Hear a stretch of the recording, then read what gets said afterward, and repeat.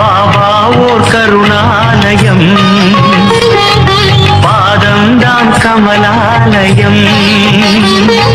பாபா ஓர் கருணாலயம், பாதம்தான் கமலாலயம். சாயப்பா உறவுகள் அனைவருக்கும் வணக்கம். சாயப்பா மேல் நம்பிக்கை வைத்து அவரை நினைத்துக் கொண்டிருக்கும் உங்கள் அனைவரின் வேண்டுதலையும் சாயப்பா நிறைவேற்றுவார். என்றும் சாயப்பாவின் அருள் உங்களுக்கு இருக்கும். நம் மனதிற்கு இதமான சாயப்பாவின் இன்றைய அருள்மொழியை கேட்போமா?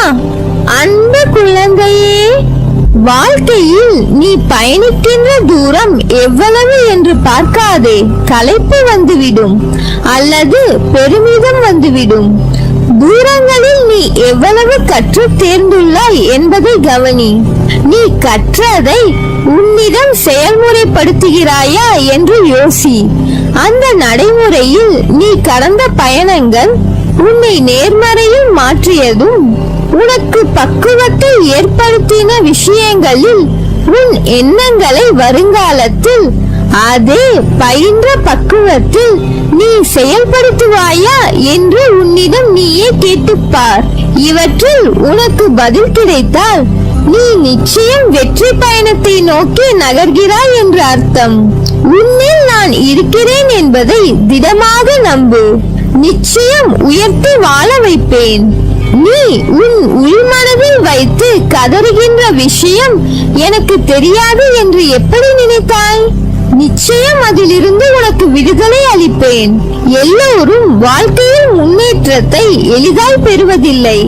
அதற்கு நிறைய விஷயங்களில் நீ முயற்சிக்க வேண்டும், உழைக்க வேண்டும். மற்றவர்களால் உன் உழைப்பும் நேர்மையும் தற்காலிகமாக உன்னை காயப்படுத்தும். ஆனால் ஒரு நாள் நிச்சயம் நீ கிரீடம் எழுதுவாய். வாழ்க்கையில் கஷ்டங்களை நினைத்து எவ்வளவு நாள் இப்படியே அவற்றிலேயே தேங்கி நிற்க போகிறாய்? அவற்றை விட்டுவிட்டு புத்துணர்வுடன் வாழு. செய்யும் காரியங்களை பிடித்து மகிழ்வோடு செய். அதற்கான பலன் உன்னை தேடி வரும். உன் கைப்பிடித்து உன் பாதையில் உன்னுடனே இருக்கிறேன். உன் கண்ணீர் என் கண்ணீர், உன் வலி என் வலி. நிச்சயம் சரி செய்வேன். நீ ஜெயமாக நிம்மதியுடன் வாழ்வாய். உன் அம்மாவாக அப்பாவாக என்றும் அரவணைப்பேன். உன்னை சுற்றி உள்ளவர்களை பற்றி, அவர்கள் உனக்கு தடையாக இருப்பதை பற்றி கவலைப்படுகிறாய். அழிந்து போகிற வாழ்க்கையில் அவர்கள் தன் மனம் போன போக்கில் தான் போவார்கள். ஏழை சொல் மேடை ஏறாது என்பது போல உன் வார்த்தைக்கு அவர்கள் கீழ்ப்படிய போவதில்லை. அதை விடுத்து உன் ஆன்மாவை சுத்தம் செய்து கொள்வதில் கவனம் செலுத்து. உன்னை சுற்றி இருக்கிற சூழல்கள் எல்லாம் மாற வேண்டும் என்று எதிர்பார்த்தால் முதலில் உன்னை மாற்றிக்கொள்ள வேண்டும். உனது விருப்பம் நியாயமானது என்று நினைக்கும் நீ, அதற்கு தடை என்று ஏதேனும் வந்தால் என்ன செய்வது என்று நினைத்து தவிக்கிறாய். இந்த தவிப்பினால் உன் மனதில் சஞ்சலம் தோன்றிவிடுகிறது. மனம் விருப்பத்தை நிறைவேற்றிக் கொள்ள உத்வேகத்தோடு நடைபோடும் போது எதிரே உள்ள ஒன்றொன்றையும் தடையாக சந்தேக கண் கொண்டு பார்க்க தோன்றுகிறது. தடைகள் முதலில் வழிபோக்கனை போல தள்ளி நின்று வேடிக்கை பார்ப்பதை போலத்தான் தெரியும். நமக்கும் அதற்கும் எந்த தொடர்பும் இல்லை என்பது போன்ற சூழல் தெரியும். ஆனால் நாம் எதிர்பார்க்காத போதே நம்மை மெல்ல மெல்ல கவ்விக்கொள்ளும். அப்போதுதான் நமக்கு உண்மையான போராட்டம் ஆரம்பிக்கும் என்பதை நீ உணர்ந்திருப்பதால் இவ்வாறு தடைகளை கிள்ளிவிட நினைக்கிறாய். குழந்தையே, கவலைகளை எல்லாம் தூர வைத்து விட்டு எந்த சலனமும் இல்லாமல் சலனமற்ற சிந்தனையோடு எனது பாதங்களில் சரணடைந்து விடு. சகல துக்கங்களில் இருந்து விமோச்சனம் கிடைக்கும். தடைகள் நொறுங்கும். என் பார்வைக்கு மிஞ்சிய சக்தி ஏதாவது உண்டா? ஒரு மனிதனின் வாழ்வும் தாழ்வும், உயர்வும் மேன்மையும், வீழ்ச்சியும் மாட்சியும் அவனது நாவில் தான் குடியிருக்கின்றன. அந்த நாக்கிலிருந்து வரும் வார்த்தையை வைத்து அவர்களை எடை போடுகிறார்கள்.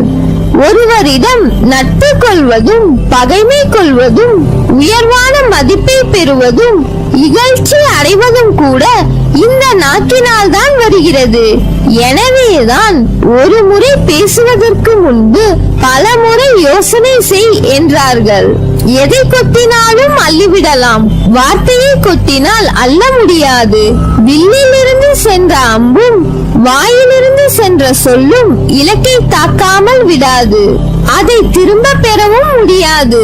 தீயினால் சுட்டாலும் புண்ணாகி ஆறிவிடும், நாக்கினால் சுட்டுவிட்டால் ஆறவே ஆறாது.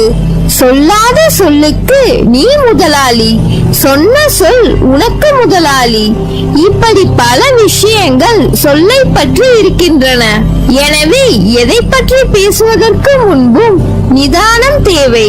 நாம் பேசுவதற்கு மட்டும்தான் நிதானம் தேவை என்றில்லை, பிறர் பேசுவதையும் நிதானமாக கேட்க கற்றுக்கொள்ள வேண்டும். எல்லா சந்தர்ப்பங்களிலும் உன்னை அன்போடு அரவணைத்துக் கொண்டுதான் வருகிறேன். என் பிள்ளை, உனக்கு செய்ய வேண்டியதை தக்க சமயத்தில் நான் செய்வேன். சற்று பொறுமையாக இரு.